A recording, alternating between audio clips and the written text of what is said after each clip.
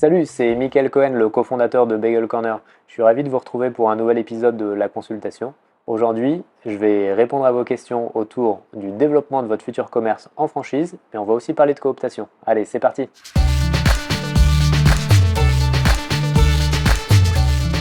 Oui, c'est tout à fait possible, à de rares exceptions, mais la plupart des réseaux permettent d'avoir plusieurs magasins d'une même enseigne et certaines enseignes permettent même d'avoir plusieurs magasins, même si ce n'est pas de la même enseigne. C'est-à-dire aller chez la concurrence, que ce soit dans le même secteur ou pas dans le même secteur. C'est la différence entre plurifranchisé et multifranchisé, avec son lot d'avantages et d'inconvénients. Certains profils, et ça c'est votre profil, mais c'est mon avis, mais identifiez bien si vous préférez être dans l'opérationnel et alors développer votre propre restaurant en faisant grossir d'année en année le chiffre d'affaires, la base client, etc.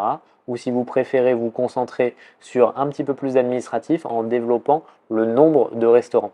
Et là, accéder à un maillage au niveau local, par exemple, de votre projet. C'est deux techniques différentes, mais qui comportent leur avantage à elles deux. Tout dépend de votre affinité au développement d'un commerce ou de plusieurs commerces.